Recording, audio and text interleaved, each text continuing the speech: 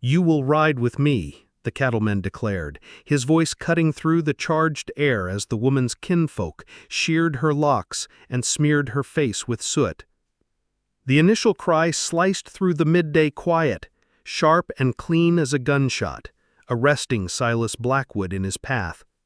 He had been making for the smithy, his mind occupied by the broken latch on his corral, but the second scream followed, a ragged, strangled thing that died too quickly. Its texture snagged on something deep inside him, a place long dormant that knew the sound of terror when it was too naked to be concealed. He veered toward the shadowed alley between the livery and the provision store. A small crowd was clotted there, a gathering of women in sun-bleached skirts and a handful of men who kept a careful distance, close enough to watch, but far enough to deny their part in it. The air was heavy with the acrid scent of sweat and stirred dust, and the collective murmur held a ravenous quality that had nothing to do with hunger. Shoving his way through the spectators, Silas saw her. A young woman, as slender as a sapling, was forced onto a crude stool. Her cheeks blackened as if she'd been thrust into a cold hearth. One of her hands clung to the wooden seat. The other was twisted behind her back by a man whose posture was deceptively casual, though his grip was a vice on her arm. Her gaze was fixed on a point in the dirt, avoiding all eyes, as if looking up would invite a greater cruelty. Beside her stood a woman of her mother's generation, broad-shouldered with a jaw as unforgiving as a blade. She wielded a pair of shears, the steel catching the sun in a cruel glint just before the blades bit into a thick strand of the young woman's auburn hair. The severed lock fell, a lifeless heap in the dust. Another snip, another cascade of hair. The older woman's words were a whip, each one designed to flay. Insolent, idle, worthless. She proclaimed the verdict loud enough for all to hear, carving her judgment into the oppressive heat. Silas did not hesitate. He moved forward, his boots crunching on the grimy earth, and the muttering of the crowd dissolved into an uneasy silence. His shadow fell across the scene, engulfing the woman on the stool. The shears froze mid-cut. The matriarch looked up, her eyes narrowing to slits. "She is coming with me," he stated. His voice was a low rumble, like stones shifting deep in the earth, carrying the weight of an approaching storm, quiet for now, but promising consequence if ignored. A few nervous chuckles broke from the crowd. The man holding the woman's arm tightened his grip, puffing his chest out in a show of defiance. "This ain't your affair," he grumbled. Silas's gaze remained on the young woman. "Get up," he told her, his tone even and direct, as though they were the only two people there. For a long moment she remained motionless. Then, painstakingly, she raised her head. Her eyes were those of a creature that had learned to expect blows, not kindness. The man shifted his weight, his free hand drifting toward the handle of his pistol. Silas closed the distance in 3 measured strides. He laid his left hand on the man's shoulder. It wasn't a shove, not yet, but it carried the immense, unyielding pressure of a man accustomed to moving beasts far heavier than this one. The man's bravado wavered. "I said," Silas repeated, his voice unchanged, "she is coming with me." The older woman scoffed, throwing the shears into a bucket with a dismissive clang. "You think you can just claim her? She's bound to us by law. She wed my son. She is ours." Silas let the silence stretch until it became a palpable weight. Not any longer.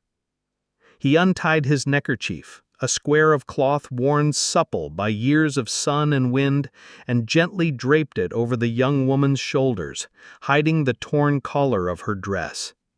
It was a simple gesture, but it cleaved the tense moment like a fresh breeze.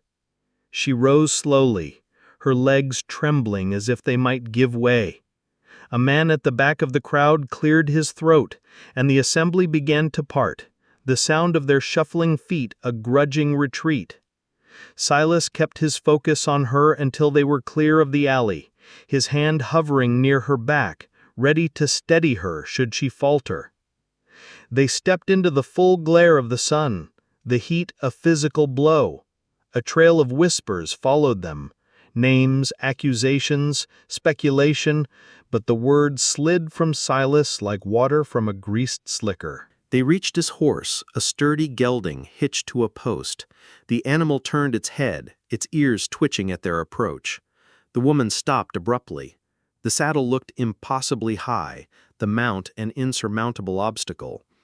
Silas didn't ask. He slid an arm beneath her knees and lifted her as if she weighed no more than a bag of feed. He settled her onto the saddle in front of him, her back straight as a rod until his arm encircled her to take up the reins. They moved off at a steady walk, the rhythmic beat of hooves marking their departure from the town and its judgment. Silas didn't glance back, but he felt the weight of their stares until a bend in the road finally took them from view. The town receded, replaced by the vast expanse of open country. Sagebrush, the skeletons of dry creek beds, and a horizon drawn razor-sharp against an immense sky. She kept her eyes fixed forward, her hands clenched so tightly in her lap that her knuckles were white. A raggedly shorn lock of hair fluttered against her cheek. After a mile, her breathing began to even out, though her posture remained rigid. He could feel the tension radiating from her back.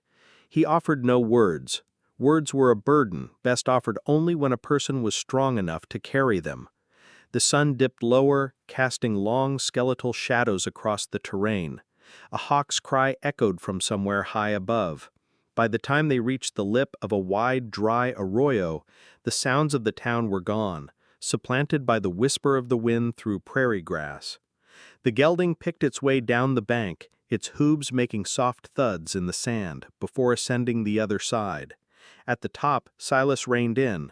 The woman's head turned slightly, her body tensing as if she detected a subtle shift in the landscape. On a distant ridge, faint as a pencil sketch against a pale sky, 3 riders appeared. They were too far to be identified, but their presence was a dark omen against the evening's golden light. Silas's hand tightened on the reins. He felt her go utterly still in front of him. The air between them grew taut with a shared unspoken understanding. This was far from over. The gelding found the faint trail that wound away from the arroyo, climbing into higher country where the grass grew sparse and the sky seemed to press down upon the earth. The young woman in front of Silas clutched the borrowed neckerchief, her one anchor in a sea of uncertainty. She did not look back at the ridge where the riders had been, and neither did he, but the knowledge of them was lodged in his mind as firmly as a nail hammered into oak. The path was a pale, dusty ribbon weaving through sage and mesquite.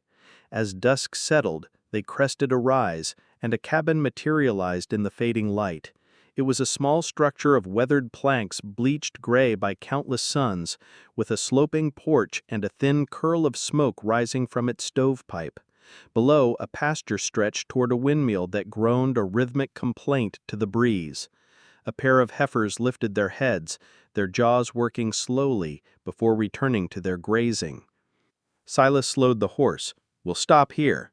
They were the first words he'd spoken in hours. She offered a slight nod, her eyes still averted. When the gelding stopped at the porch, he dismounted and turned to help her down. She flinched at his touch, but allowed him to guide her to the ground. Her worn boots met the wooden step with a soft thud.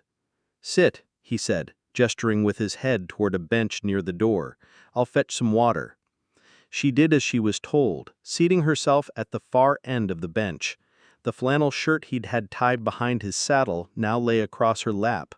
Her gaze swept over the small homestead, a chicken coop against the side wall, a cord of firewood stacked with practiced neatness.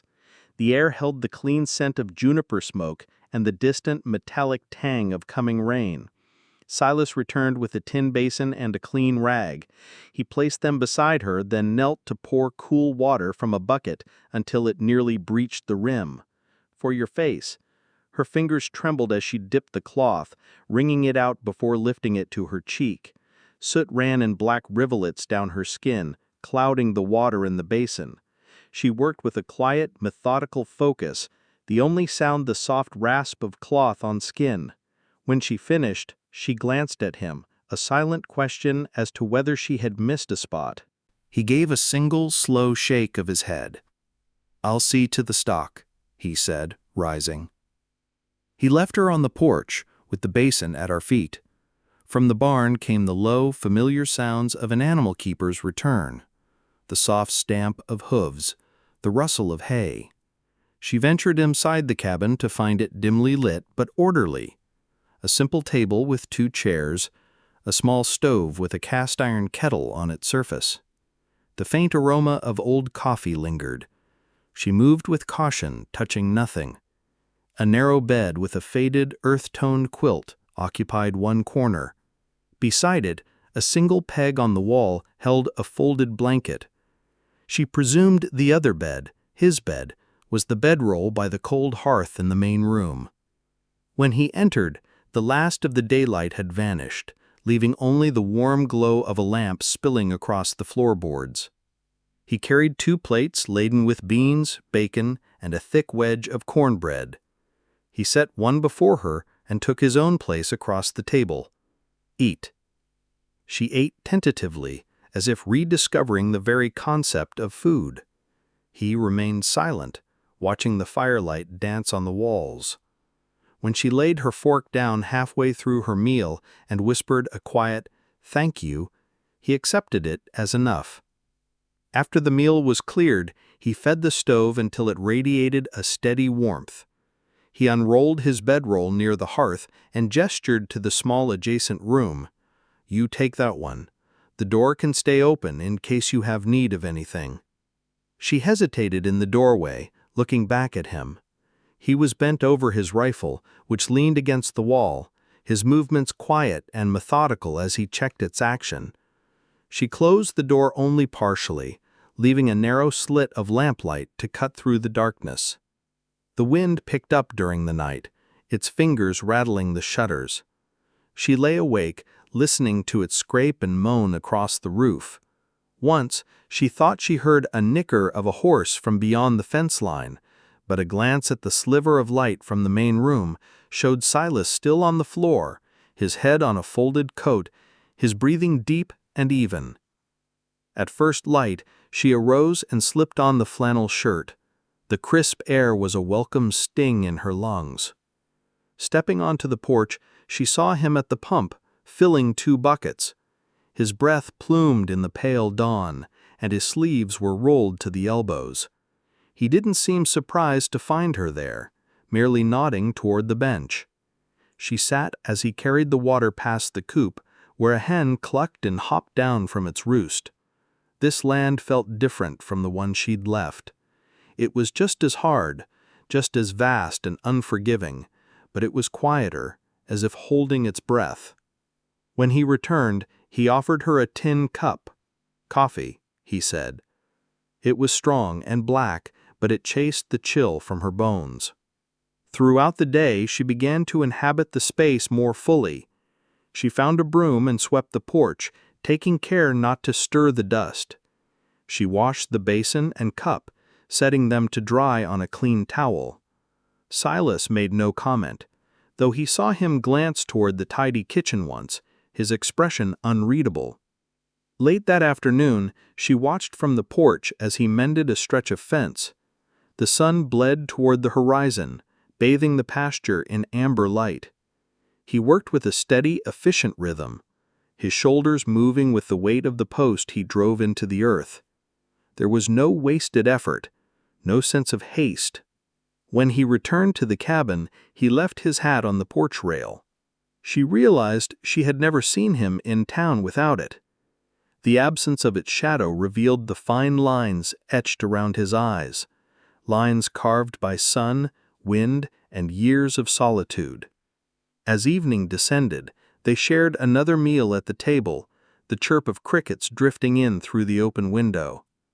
Afterward, he produced a small jar of salve and placed it between them. "For the scratches," he said, his eyes briefly meeting her cheek. She paused, then unscrewed the lid. The sharp, clean scent of pine resin filled the air. That night, she left the bedroom door open a little wider. The wind had died down, and from far away, a coyote's lonely call echoed. She lay awake for a time, listening to the faint creak of the rocking chair on the porch where Silas sat, an unseen guardian keeping watch over the darkened yard. Sleep was just beginning to claim her when the thought surfaced. They were at a great distance from the town, from the ones who had cut her hair and blackened her face, but distance was no guarantee of safety. And somewhere in the space between wakefulness and dream, she wondered if the riders from the ridge had followed the same path home. The days began to settle into a rhythm. Morning started with the sound of Silas's boots on the porch and the slow groaning turn of the windmill in the cool air. Alara moved about the cabin with a quiet deliberateness, a presence as subtle as the lingering scent of wood smoke. She spoke only when necessary, but a change was taking place, small, almost imperceptible. Her gaze no longer clung to the floorboards, and her shoulders had begun to lose their defensive curl.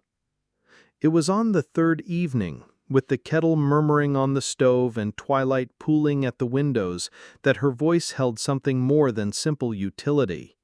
Seated at the table mending a tear in the flannel shirt, she spoke without looking up. You must wonder why they did it.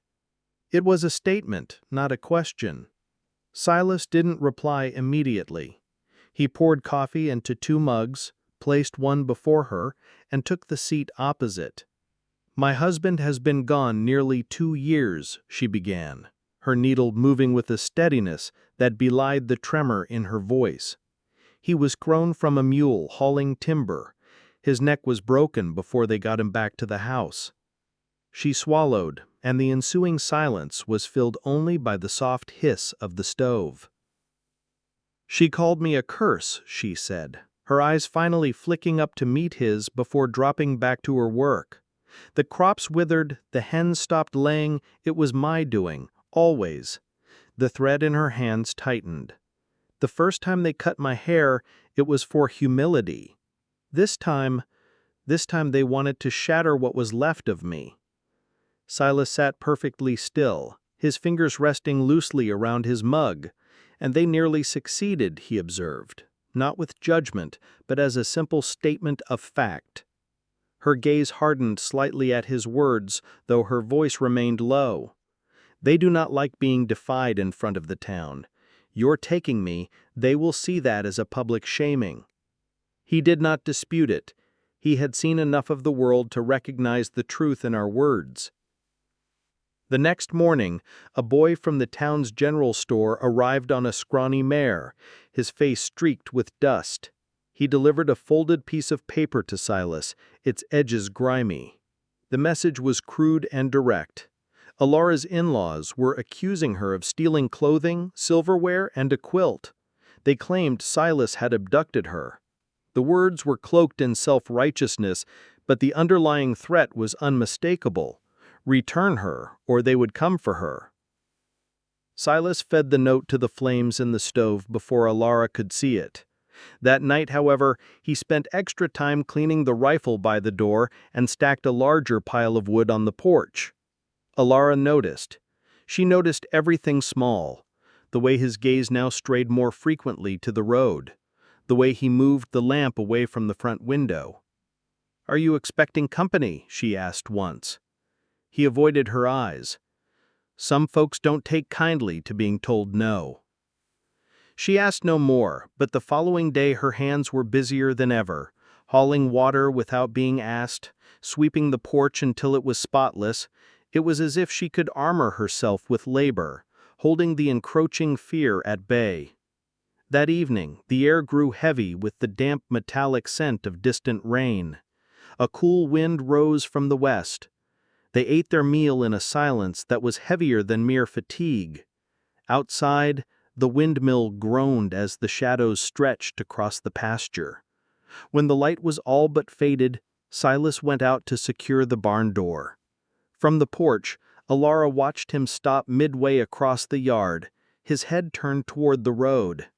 He remained that way for a long moment before sliding the latch home and returning to the cabin. She didn't ask what he had seen, but later, as she lay in the small room, she found herself staring at the open doorway, listening for any sound that might rise above the steady drumming of her own heart. The next morning, she was on her knees by the small garden plot, turning the soil with the trowel, when the wind changed. It carried a faint, rhythmic pounding, a sound too heavy to be the windmill. She froze, her hands deep in the dark earth. The sound vanished as quickly as it had appeared, leaving only the whisper of the grass and the call of a distant crow. Silas's voice came from the porch. "You heard it, too." She looked up at him, the sun glinting off his hat's brim. It wasn't a question, and she offered no answer. By late afternoon, dark clouds had massed over the ridge. Silas brought the laundry in from the line before the wind could claim it. The silence between them was no longer an empty space, but a shared tension, a rope pulled taut. After supper, he sat on the porch steps, the rifle laid across his knees.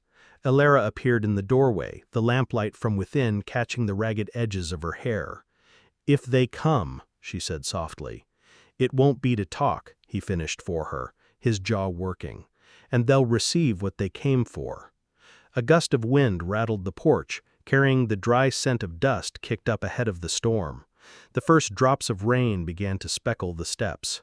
From somewhere beyond the fence line, a horse snorted, the sound muffled and low. Elara's fingers tightened on the doorframe.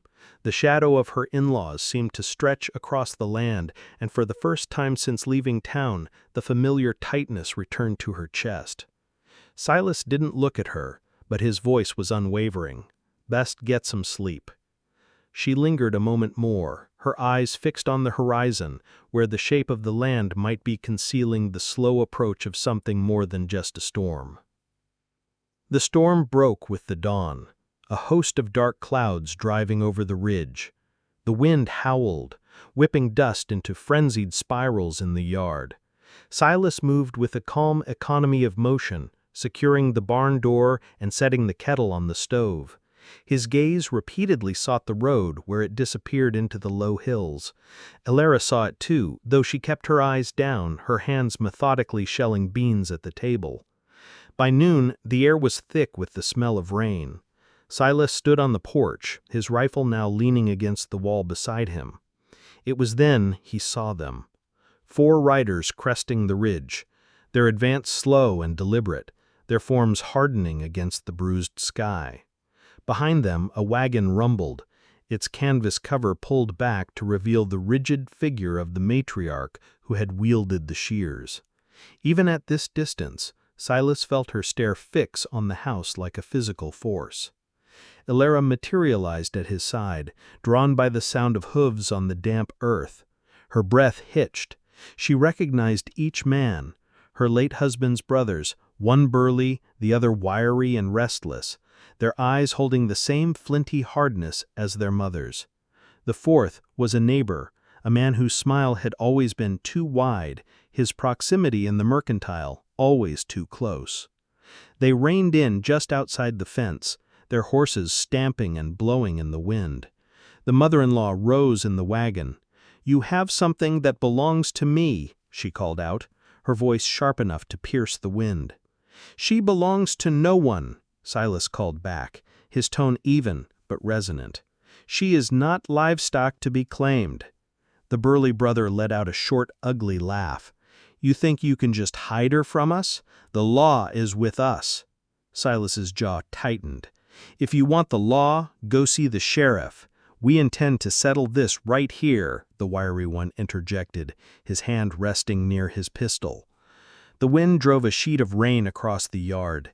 Elara now stood fully in the doorway, her knuckles white on the frame, the uneven strands of her hair whipping in the gale. Her heart pounded against her ribs, but she did not retreat. The matriarch's eyes sliced toward her.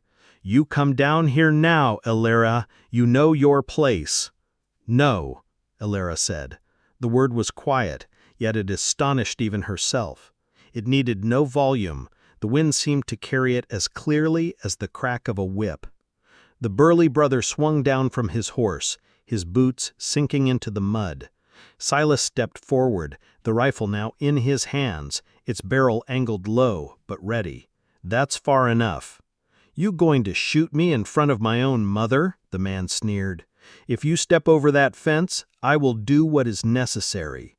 The man paused, his eyes darting to his companions. The neighbor leaned in, muttering something to the wiry brother, but the storm swallowed the words. Then from the far end of the road, another rider emerged. He was a lean, older man on a bay mare, his coat flapping open to reveal the glint of a badge on his chest. The sheriff.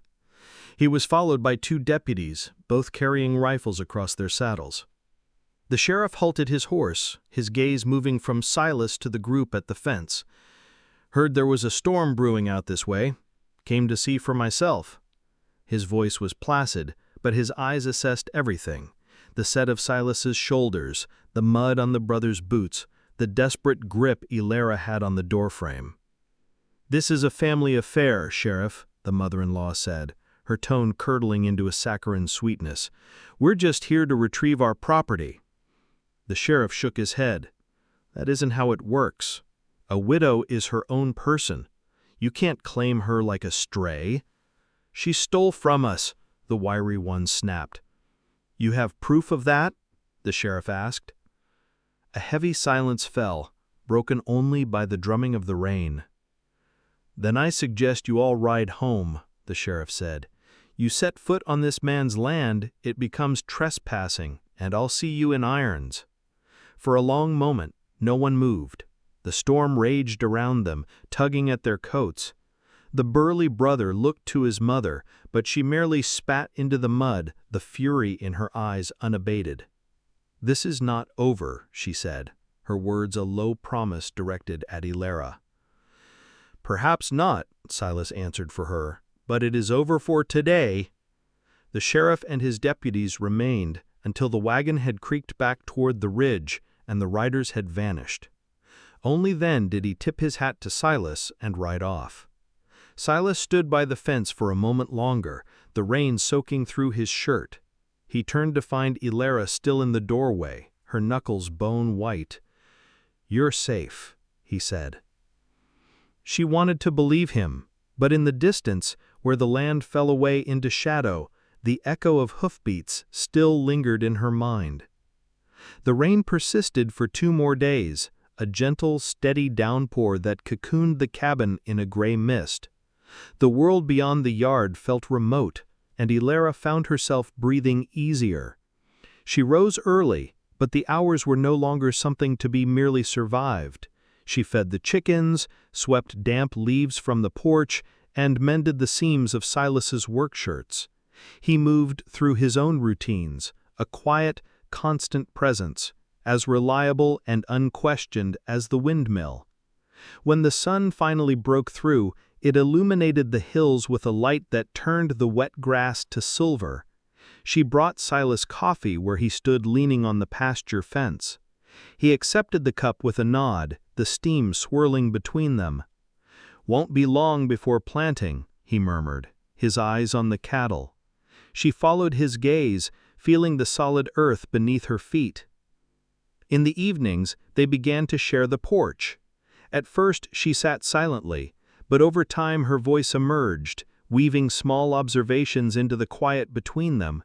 Memories of the wild roses that grew by her mother's house, the tunes her father hummed while mending harnesses. One night, as fireflies blinked over the pasture, Silas went inside and returned with a small wooden box. He set it on the railing. "For when it's long again," he said, opening the lid. Inside lay a silver hair comb, intricately engraved with vines and blossoms. The metal gleamed in the twilight. She reached out a hesitant hand, her fingers brushing the cool surface. The gift wasn't about beauty, it was a quiet, unshakable promise that her dignity, like her hair, would grow back. Spring arrived and the cottonwoods burst into leaf. Ilera's hair, though still short, now framed her face in soft waves. The tightness in her shoulders had vanished, though some days Silas still saw her scan the horizon. In late April, the sheriff rode out again. "Heard your in-laws sold their wagon," he tipped his hat. "The two boys moved on. Seems they've decided to let it be." Ilara listened, her expression unchanging, but the breath she released was long and slow, one she had been holding for weeks. That evening she prepared a special meal. They ate in comfortable silence, but she found herself looking up at him more often, a small smile playing on her lips. As the weeks passed, the rhythm of the ranch became the rhythm of their life. She planted beans and squash. He repaired the roof. Some evenings they sat by the creek as the water carried the day's heat away. It was on such an evening, the air rich with the scent of cottonwood, that Silas spoke without looking at her. "I don't suppose you're planning on leaving." It was not a question. She let the words settle. "No," she said at last, "I don't suppose I am." He glanced at her then, the faintest of smiles touching his mouth. Summer came in a rush of long, sun-drenched days. Ilona learned to ride the gelding, her laughter, startled and low, sometimes echoing when the horse shied at a rabbit. By August, the garden was thriving and her arms were strong from the work. One afternoon, Silas watched her weeding, the silver comb catching the light and hair now long enough to be tucked back. A restlessness that had lived in him for years finally settled. On a crisp autumn day, he asked her to walk with him to the creek. "I figure you've had enough taken from you," he said, his voice low. "I'd like to give you something that can't be taken away." She looked at him. "And what is that?" "My name." For a heartbeat, neither spoke. Then she smiled, a small, sure, unhesitating smile. "Yes." They were married 2 days later, beneath the cottonwoods by a traveling preacher. There was no one else there, only the sound of the creek and the rustling leaves. She wore her best dress, the silver comb in her hair. Silas stood beside her, hat in hand, looking at her as if she were the first dawn he had ever witnessed. Afterward they returned to the cabin. She leaned against him on the porch, the scent of pine smoke in the air. The land stretched before them, vast and open, holding the quiet promise of seasons to come. In the days that followed, their life continued, but everything had changed. Laughter came more easily, and the silences were filled with a shared understanding. One evening, as the sun set the sky ablaze, Silas came up behind her on the porch, his arms sliding around her waist. "You know," he said, "I thought I was bringing you here to keep you safe. I never figured you'd be the one to make things right for me." She turned in his arms, the light catching in her eyes. "I suppose we both received something we didn't expect." The wind shifted, carrying the promise of winter. She rested her head on his shoulder, feeling the steady rhythm of his heart. For the first time in years, she wasn't thinking about all she had lost. She was thinking of the sound of the creek, the feel of warm soil, the weight of the silver comb in her hair, and the man beside her who had stood between her and the storm. The scars were still there, but they no longer defined her. They were simply part of a story, one that was still being written, together on this wide and wild land. Now a different story is waiting for you, one that runs even deeper than this one. Click on the video on your screen. You'll carry it with you long after the embers fade. I'll be here. Sometimes a story like this takes root in you. A woman, stripped of her dignity, finds the will to stand.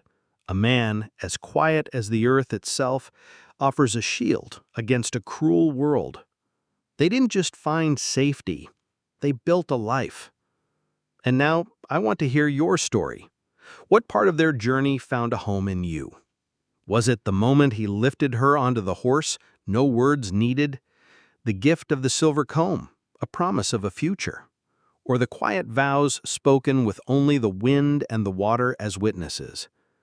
If you've ever known what it means to stand with someone, or to be given back a piece of yourself you thought was lost forever, share it in the comments below. Let me know where in the world this story found you tonight. Your words give these tales life, because every story is more than just mine, it's ours. There's another tale ready for you. Click on the story now showing on your screen. It's a powerful one, and I believe it will move you in ways you don't expect. I'll be right here, by the fire, ready to begin.